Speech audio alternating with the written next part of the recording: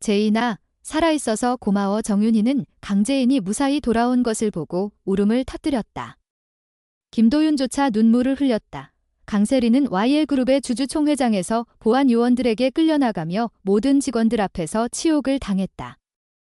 그녀는 황기찬, YL그룹의 주석이자 그녀의 남편, 곁에서 오랜 세월 권력의 중심에 서 있었지만 강재인의 손에 의해 한순간에 무너졌다. 이 굴욕은 그녀의 가슴속에 불타는 증오의 불씨를 지폈다. 강세리는 강재인을 향한 분노로 몸을 떨었다. 그녀가 알게 된 사실은 더욱 그녀를 불안하게 만들었다. 강재인이 아버지 강규철, YL그룹의 전 회장이 남긴 만년필 녹음기를 손에 쥐고 있다는 것, 그 녹음기에는 황기찬이 강규철의 죽음에 직접적인 원인을 제공했다는 충격적인 진실이 담겨 있었다. 황기찬은 강규철이 심장마비로 쓰러졌을 때 그의 간절한 도움 요청을 외면하고 차갑게 등을 돌렸다. 결국 강규철은 생명을 잃었고 이 모든 것이 녹음기에 고스란히 기록되어 있었다. 강세리는 두려움에 휩싸였다. 만약 이 녹음이 세상에 공개된다면 그녀와 황기찬은 모든 것을 잃을 터였다. YL그룹의 권력, 명예, 그리고 그들이 쌓아온 모든 것이 한순간에 무너질 것이 분명했다. 그녀의 머릿속에서 사악한 계획이 떠올랐다. 강재인만 사라진다면 이 세상에 그들을 막을 자는 아무도 없을 것이다. 그녀는 비밀리에 강재인의 차량 브레이크를 망가뜨렸다. 강재인은 아무것도 모른 채 차를 몰았다. 도로를 달리던 그녀는 갑자기 브레이크가 작동하지 않는다는 사실을 깨달았다. 당황한 그녀는 차를 멈추려 했지만 결국 길가의 공사 현장으로 돌진하고 말았다. 강렬한 충돌로 차는 불길에 휩싸였고 강재인은 심각한 부상을 입었다.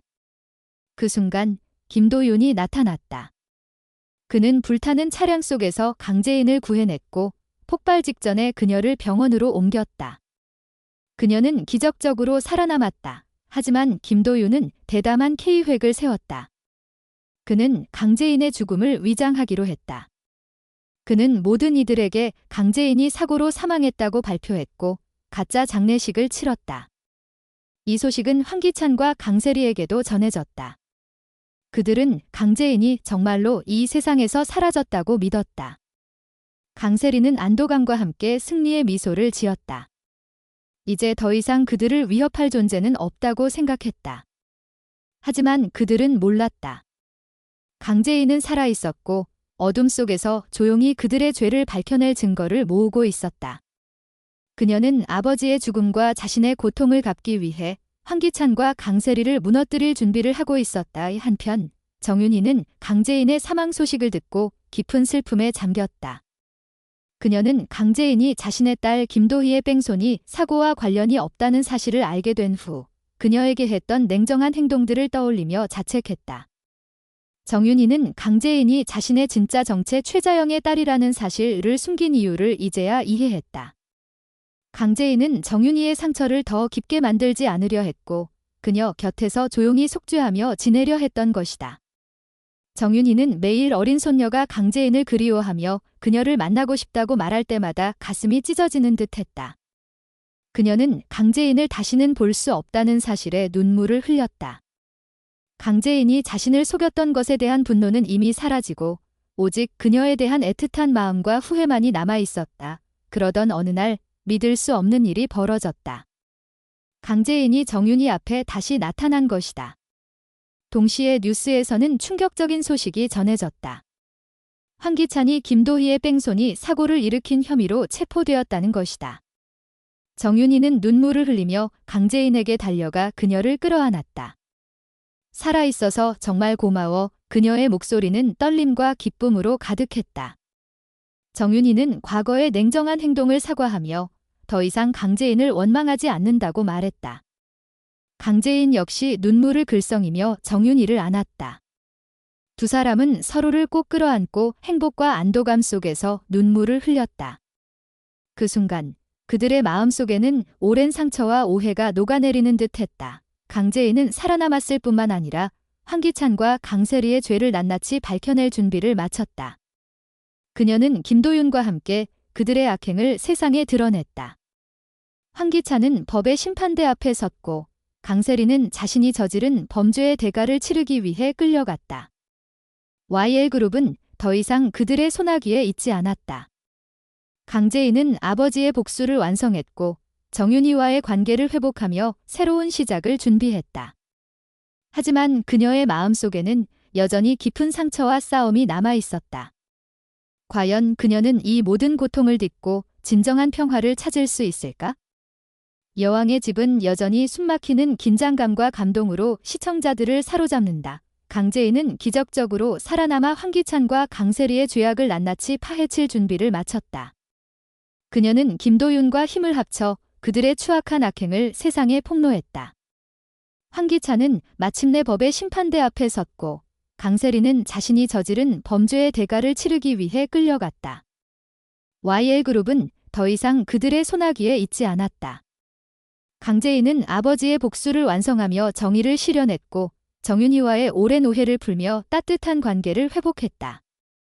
하지만 그녀의 마음속에는 여전히 깊은 상처와 끝나지 않은 싸움이 남아 있었다. 그녀는 과연 이 모든 고통을 딛고 진정한 평화를 찾을 수 있을까? 여왕의 집은 숨 쉴 틈 없는 긴장감과 깊은 감동으로 시청자들의 심장을 계속해서 사로잡는다. 그러나 이야기는 여기서 끝나지 않았다. 강재인의 복수는 이제 막 새로운 국면으로 접어들었다. 황기찬과 강세리가 법의 심판을 받는 동안 YL그룹 내부에서는 또 다른 음모가 조용히 싹트고 있었다. 강재인은 복수의 칼날을 갈며 새로운 적이 나타날 것임을 직감했다. 그녀가 알지 못했던 아버지 강규철의 죽음과 얽힌 더 깊은 비밀이 서서히 수면 위로 떠오르기 시작했다. 강재인은 병원에서 회복 중이던 어느 날 익명의 편지 한 통을 받았다. 편지에는 단 한 줄의 문장만 적혀 있었다. 강규철의 죽음은 황기찬만의 계획이 아니었다. 그 문장은 그녀의 심장을 찌르듯 파고들었다. 황기찬이 아버지의 죽음에 결정적인 역할을 했음은 분명했지만 그 뒤에 또 다른 누군가가 있었다는 사실은 그녀를 혼란에 빠뜨렸다. 편지를 손에 쥔 채 강재인은 숨을 고르며 생각에 잠겼다.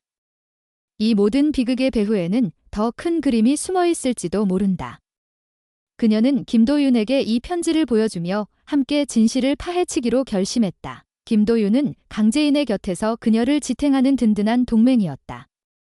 그는 이미 황기찬의 뺑소니 사건과 관련된 단서를 모으던 중 YL그룹의 전직 고위 임원이었던 최민석이라는 인물을 발견했다.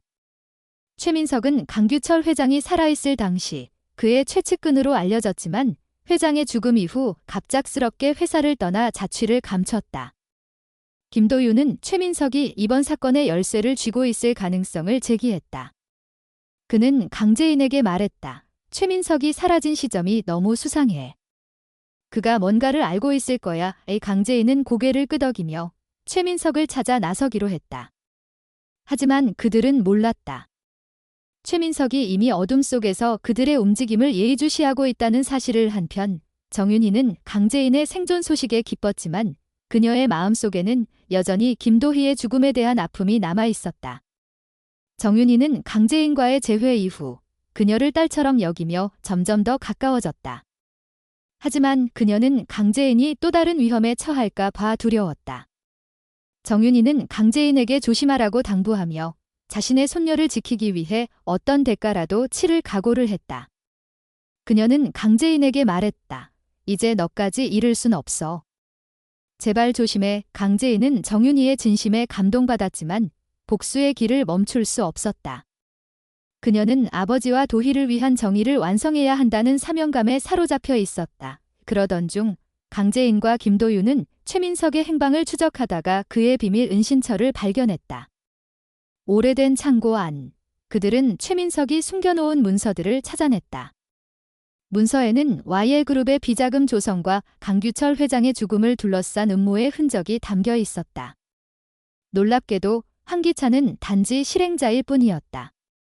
그 배후에는 YL그룹의 주요 주주이자 정계와 연결된 거물, 박태준이 있었다.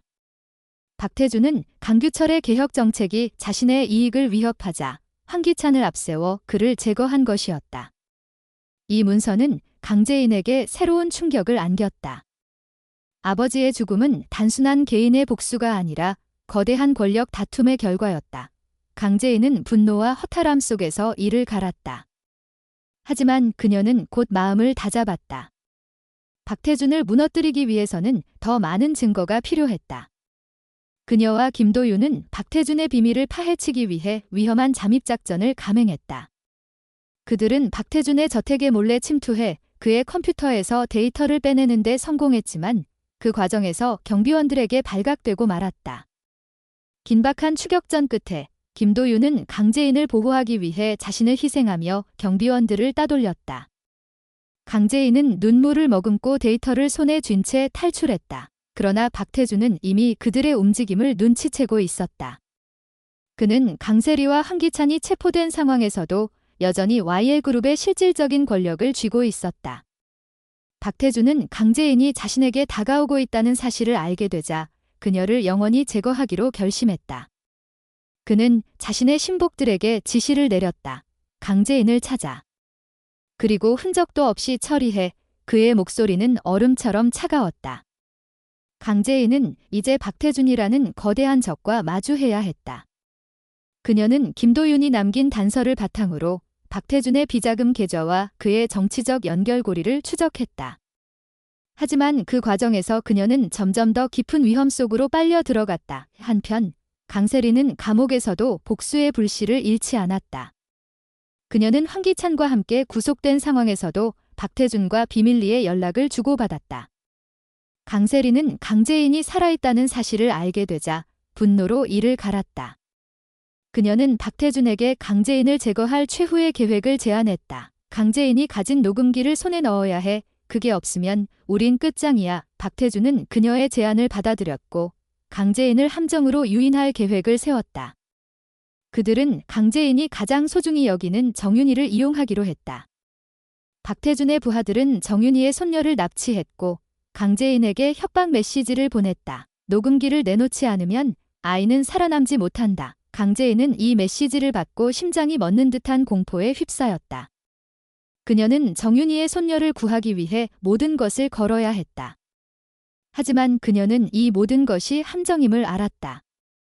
박태준과 강세리는 그녀를 끌어들이기 위해 치밀한 덫을 준비한 것이다. 강재인은 김도윤과 함께 마지막 싸움을 준비했다. 그들은 납치된 아이를 구하면서도 박태준의 음모를 무너뜨릴 계획을 세웠다. 긴박한 순간, 강재인은 녹음기를 미끼로 사용해 박태준을 유인했고 그의 범죄를 생중계로 세상에 폭로했다. 마지막 장면에서 강재인은 정윤희의 손녀를 무사히 구출하며 정윤희와 다시금 눈물의 포옹을 나눴다. 박태준은 체포되었고 그의 비자금과 부패의 증거는 세상에 공개되었다. 강세리는 감옥에서 자신의 패배를 인정할 수밖에 없었다. 하지만 강재인의 눈에는 여전히 그림자가 드리워져 있었다. 그녀는 승리를 거두었지만 아버지의 죽음과 도희의 비극, 그리고 수많은 상처는 그녀의 가슴에 영원히 남았다. 여왕의 집은 숨막히는 긴장감과 가슴을 울리는 감동으로 시청자들을 사로잡으며 새로운 국면으로 돌입했다. 강재인은 황기찬과 강세리의 악행을 세상에 폭로하며 아버지의 복수를 완성했지만 그녀의 마음속에는 여전히 깊은 상처와 불안이 남아 있었다. 진정한 평화를 찾기 위한 그녀의 여정은 아직 끝나지 않았다. 새로운 음모가 어둠 속에서 그녀를 노리고 있었고 그 중심에는 예상치 못한 인물이 도사리고 있었다. 강재인은 정윤희의 손녀를 구출한 후 잠시 숨을 돌릴 틈도 없이 또 다른 위협과 마주했다.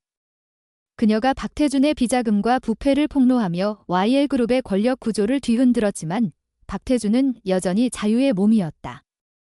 그는 체포 직전 자신의 신복들에게 강재인을 끝장내라는 마지막 지시를 내렸다. 하지만 그보다 더 충격적인 사실이 강재인을 기다리고 있었다. 그녀가 병원에서 받은 익명의 편지 속 단서가 새로운 의문을 불러일으켰다. 강규철의 죽음은 황기찬만의 계획이 아니었다. 이 문장은 그녀의 머릿속을 맴돌았다. 박태준 뒤에는 또 다른 거물이 숨어있을 가능성이 떠올랐다. 김도윤은 강재인과 함께 이 비밀을 파헤치기 위해 움직였다.